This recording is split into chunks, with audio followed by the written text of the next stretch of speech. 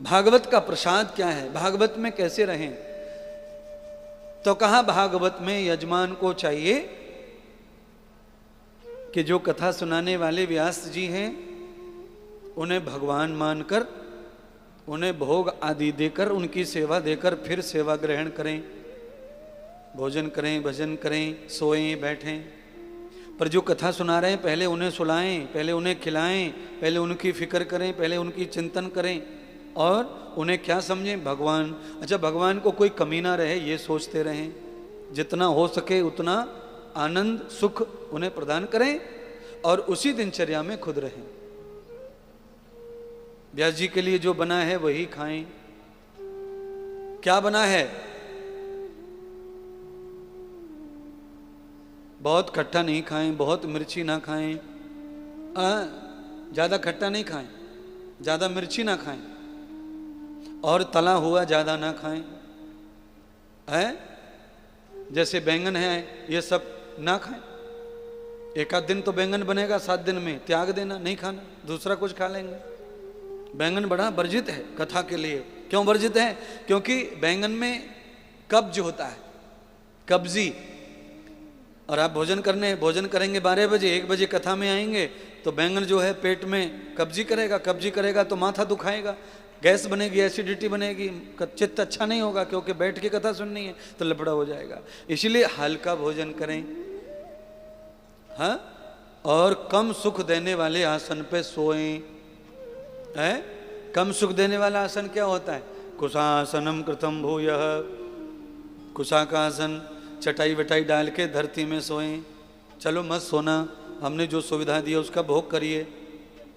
हाँ, पर ऐसा भागवत में लिखा है, चटाई पर सोने से आदमी के अंदर अहंकार की भावना नष्ट हो जाती है और अच्छी नींद आने के कारण वो सुबह फ्रेश होकर के कथा के लिए तैयार हो जाता है। धरती से ऊर्जा मिलती है, धरती में पावर होता है।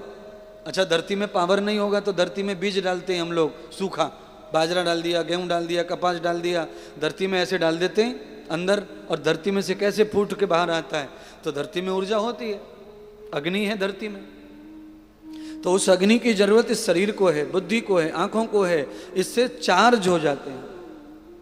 अच्छा, मत सोइए, बिस्तर पे सो जाइए, कोई बात नहीं है, पर धरती में बैठ के थोड़ा ध्यान कीजिए, भजन कीजिए, कथा का स्मरण कीजिए, जो हमने सीखा, जो सुना उसका ध्यान करो, उसका मंथन करो, थोड़ी देर धरती में बैठो, नाम जपो।